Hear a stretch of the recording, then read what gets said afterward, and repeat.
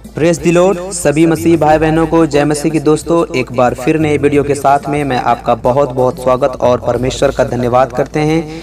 मेरे मसीह भाई और बहनों, आज का जो उपदेश है वो यह है कि बाइबल अध्ययन करने के लिए मार्गदर्शन, मतलब जब हम बाइबल अध्ययन करते हैं तो उसके लिए हमें मार्गदर्शन जो परमेश्वर से हमें मिलता है उसके विषय में आज हम जानेंगे।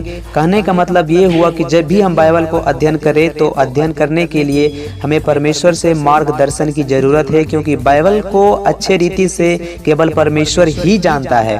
तो हम जब बाइबल को पढ़ते हैं और हम जब बाइबल को अध्ययन करते हैं तो उसके लिए हमें मार्गदर्शन की ज़रूरत है। वो 7 ऐसी बातें हैं जो हमें बाइबल अध्ययन करने के लिए बहुत ज़रूरी है। तो आज हम उन 7 बातों को बताएंगे कि बाइबल अध्ययन के लिए क्या क्या 7 बातें ज़रूरी है। तो प्लीज़ इस वीडियो को आप स्किप ना करें और आपसे रिक्वेस्ट है कि इस वीडियो को पूरा ज़रूर देखें, इसे स्किप ना करें, क्योंकि जब भी आप परमेश्वर के वचन को स्किप करते हैं, उसे सही रीति से नहीं देखते हैं, सही रीति से नहीं सुनते हैं, तो आप परमेश्वर के वचन को इग्नोर कर रहे होते हैं। सो मेरे मसीह भाई बहनों, हम नहीं चाहते हैं कि आप परमेश्वर के वचन को इग्नोर करें, बल्कि आप इन 7 बातों को जरूर जानें, ताकि आप जब बाइबल अध्ययन करें तो आपको सहायता मिल सके। तो आइए उन 7 बातों को जानते हैं। ऐसे अनेक वीडियोस को देखने के लिए हमारे चैनल को सब्सक्राइब करें, बेल आइकन प्रेस करें और वीडियो को लाइक जरूर करें। धन्यवाद। नंबर 1, प्रार्थना के साथ शुरू करें। बाइबल भजन संहिता की पुस्तक अध्याय 119 के 18 में लिखा है, मेरी आंखें खोल दे कि मैं तेरी व्यवस्था की अद्भुत बातें देख सकूं। तो मेरे मसीह भाई और बहनों, जब भी हम बाइबल को पढ़ने के लिए बैठे, जब भी हम बाइबल को अध्ययन करें, तो सबसे पहले हमें परमेश्वर से प्रार्थना करना चाहिए कि हे परमेश्वर, हमारी आत्मिक आंखों को खोल दे ताकि मैं तेरी व्यवस्था को, तेरे अद्भुत वचनों को देख सकूं। क्योंकि जब तक परमेश्वर हमारी आंखों को नहीं खोल देता, तब तक हम उसकी वचनों को उस तरह नहीं देख पाएंगे जैसे कि अन्य आत्मिक लोग देखते हैं। तो हमें बाइबल जो परमेश्वर का वचन है, जब हम इसे अध्ययन करते हैं, इसे पढ़ने के लिए मन लगाते हैं, तो सर्वप्रथम हमें परमेश्वर से प्रार्थना करना चाहिए ताकि परमेश्वर हमें बाइबल पढ़ने में मदद करे और हम उसकी बातों को, हम उसके वचनों को जान सके। तो बाइबल अध्ययन करने के लिए सबसे पहला काम जो हम मसीह भाई और बहनों को करना चाहिए वो है प्रार्थना। मतलब कि प्रार्थना के साथ शुरू करें और तब जाकर बाइबल अध्ययन करें। नंबर 2, वचन को जांचना है। जब हम पढ़ते हैं प्रेरित के काम अध्याय 17 वचन 11 में, तो यहाँ पर बाइबल हमें इस प्रकार बताती है, ये लोग तो थिस्सलुनीके के यहूदियों से भले थे और उन्होंने बड़ी लालसा से वचन ग्रहण किया और प्रतिदिन पवित्र शास्त्रों में ढूंढते रहे कि ये बातें यूं ही है कि नहीं। सो मेरे मसीह भाई बहनों, यहाँ पर वचन कहती है कि बिरिया नगर के यहूदी जो थे वो वचन को छानबीन करते थे कि पौलुस जो वचन सुना रहा है, पौलुस जो हमारे बीच में आके परमेश्वर के वचन को प्रचार कर रहा है, वो गलत है कि सही है। इस वचन के वे लोग छानबीन करते थे। मेरे मसीह भाई और बहनों, जब भी हम बाइबल अध्ययन करें तो हमें वचन को छानबीन करना चाहिए। कौन सा वचन कहाँ पर लिखा है, कौन सा वचन किस वचन से मेल खा रहा है, या फिर जिस प्रकार का वचन हमारे चर्चों में सिखाया जा रहा है वो वचन बाइबल में है या नहीं है। हमें इन सारे वचनों को बाइबल अध्ययन करते समय छानबीन करें, वचनों को जांचें। तो जब हम बाइबल अध्ययन करते हैं तो हमारा फर्ज बनता है कि हम वचन को जांचें ताकि कौन सा वचन कहाँ पर मेल खा रहा है। नंबर 3, परमेश्वर से प्रकाशन प्राप्त करें। इफिसियों की पत्री अध्याय 1 वचन 17 में लिखा है कि हमारे प्रभु यीशु मसीह का परमेश्वर जो महिमा का पिता है, तुम्हें अपनी पहचान में ज्ञान और प्रकाश की आत्मा दे। सो मेरे मसीह भाई और बहनों, हमें बाइबल को अध्ययन करने के लिए नहीं, बल्कि अध्ययन करने के साथ साथ हमें वचन के प्रति प्रकाशन की जरूरत है। हमें सिर्फ बाइबल को किताब की तरह नहीं पढ़ना चाहिए, बल्कि बाइबल के वचन में जो छिपा हुआ भेद है, उस भेद का हमें प्रकाशन प्राप्त करना चाहिए। और प्रकाशन देने वाला कोई और नहीं बल्कि हमारा स्वर्गीय पिता परमेश्वर है, जो यीशु मसीह का पिता और महिमा का भी पिता है।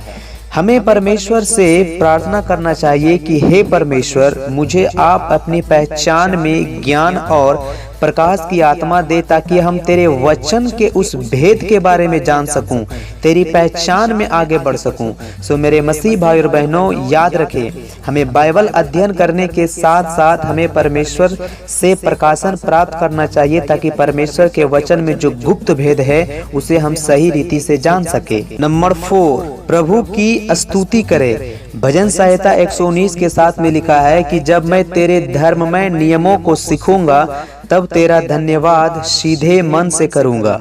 सो मेरे मसीह भाई और बहनों, ये वचन हमें परमेश्वर के स्तुति करने के लिए, परमेश्वर की बड़ाई करने के लिए हमें प्रेरित करता है। जब हम बाइबल पढ़ें तो प्रभु की स्तुति करके परमेश्वर की स्तुति के साथ करें। जब बाइबल हम अध्ययन करते हैं तो हमें परमेश्वर की स्तुति करने के साथ बाइबल को अध्ययन करना चाहिए, परमेश्वर के लिए एक नया गीत गाना चाहिए, क्योंकि इस वचन में भजनकार कहता है जब मैं तेरे धर्ममय नियम को सीखूंगा, मतलब कि परमेश्वर का हर एक वचन, हर एक नियम जो है धर्म के योग्य है, हमें उसे सीखना है। और जब हम परमेश्वर के नियमों को सीखते हैं और उसकी आज्ञाओं पर चलते हैं तो हमें प्रभु की स्तुति करना चाहिए। तो प्रभु की स्तुति करने के साथ साथ हमें बाइबल को अध्ययन करना बहुत जरूरी है। नंबर 5, अनुच्छेद पर मनन करें, मतलब परमेश्वर की व्यवस्था पर, मतलब परमेश्वर के वचन पर मनन करना सीखे। जो लिखा है भजन संहिता की पुस्तक अध्याय 119 वचन 97 में, आहा मैं तेरी व्यवस्था से कैसी प्रीति रखता हूँ, दिन भर मेरा ध्यान उसी पर लगा रहता है। कितना खूबसूरत है ये वचन। मेरे मसीह भाई और बहनों, जब हम बाइबल पढ़ते हैं और अध्ययन करके उसे छोड़ देते हैं तो हमें वचन को, मतलब क्या, हम तुरंत वचन को भूल जाते हैं। हमने बाइबल में क्या पढ़ा क्या नहीं पढ़ा सब भूल जाते हैं, क्योंकि हम वचन पर मनन करते ही नहीं हैं। यहाँ पर वचन में भजनकार कहता है मैं तेरी व्यवस्था से प्रीति रखता हूँ, प्रेम रखता हूँ। तो भजनकार यहाँ पर किस प्रकार से प्रीति रखता है? आगे वचन कहता है दिन भर मेरा ध्यान उसी पर लगा रहता है। हाँ मेरे भाई और बहनों, जब हम बाइबल अध्ययन करते हैं और हम वचन में जो सीखते हैं उस पर मनन करते रहते हैं, वचन के विषय में सोचते रहते हैं, तो हम परमेश्वर से प्रेम करते हैं, हम परमेश्वर की व्यवस्था से प्रीति रखते हैं, क्योंकि बाइबल कहती है वचन ही परमेश्वर है। तो हमें बाइबल अध्ययन करते समय वचन पर मनन करना बहुत जरूरी है। याद रखें, जब भी हमें बाइबल अध्ययन करते हैं और जब भी हम बाइबल को पढ़ते हैं तो हमें चाहिए कि परमेश्वर के वचन पर मनन करें, उसके विषय में सोचते रहे। नंबर 7, जानने में मन लगाए। जो लिखा है एजरा की पुस्तक अध्याय 7 वचन 10 में, क्योंकि एजरा ने यहोवा की व्यवस्था का अर्थ जान लेने में और उसके अनुसार चलने और इस्राएल में विधि और नियम सिखाने के लिए अपना मन लगाया था। मेरे मसीह भाई और बहनों, यहाँ एजरा के बारे में बताया गया है जो परमेश्वर के लोग थे। एजरा एक ऐसा व्यक्ति था जो परमेश्वर की व्यवस्था का अर्थ क्या होता है उसे जानने में और व्यवस्था का अर्थ जानकर उस पर खुद को चलने में और तब जाकर सिखाने में अपना मन लगाया। ठीक उसी प्रकार हमें भी चाहिए कि जब हम बाइबल का अध्ययन करते हैं तो हमें बाइबल अध्ययन करना चाहिए। अध्ययन करने के साथ साथ हमें परमेश्वर के वचन के अर्थ को सही रूप में जानना चाहिए।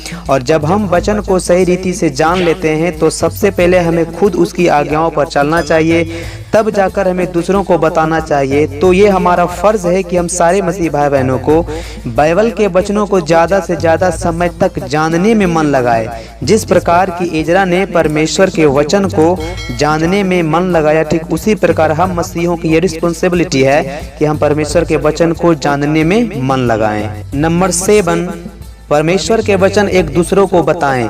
लिखा है प्रेरित के काम अध्याय 28 वचन 23 में, तब उन्होंने उसके लिए एक दिन ठहराया और बहुत से लोग उसके यहाँ इकट्ठे हुए और वह परमेश्वर के राज्य की गवाही देता हुआ और मूसा की व्यवस्था और भविष्यवक्ताओं की पुस्तकों से यीशु के विषय में समझाकर भोर से सांझ तक वर्णन करता रहा। सो मेरे मसीह भाई और बहनों, यहाँ पर वचन कहती है कि पौलुस लोगों को मूसा की व्यवस्था से लेकर भविष्यवक्ताओं की पुस्तकों को समझाता रहा। क्यों समझाता रहा? क्योंकि उसके पास मूसा की व्यवस्था का और भविष्यवक्ताओं की पुस्तकों का ज्ञान था। मेरे मसीह भाई और बहनों, एक सवाल हमें अपने आप से पूछना चाहिए कि क्या सिर्फ बाइबल को हम सिर्फ अध्ययन अपने लिए कर रहे हैं? क्या परमेश्वर जो हमें बाइबल अध्ययन करते समय बहुत कुछ सिखाता है, क्या उसे सिर्फ हम अपने ही पास रखते हैं? क्या हम उन निर्बल मसीहों को जो बाइबल में कमजोर है, क्या उन वचनों को जो हम पर प्रकट होता क्या हम उन्हें बताते हैं? क्या वे निर्बल मसीह जो बाइबल को नहीं जान पा रहे बढ़िया से, क्या हम उन्हें मदद करते हैं परमेश्वर के वचन को जानने के लिए? मेरे मसीह भाई और बहनों, परमेश्वर ने हमें बाइबल का ज्ञान इसीलिए नहीं दिया है कि सिर्फ हम अपने तक ही इसे सीमित रखें, बल्कि एक दूसरे को बताने के लिए भी दिया है।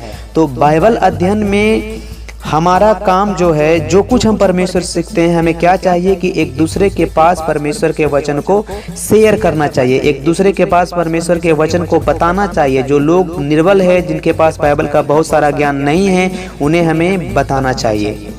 ऐसे अनेक वीडियोस को देखने के लिए हमारे चैनल को सब्सक्राइब करें, बेल आइकन प्रेस करें और वीडियो को लाइक जरूर करें। धन्यवाद।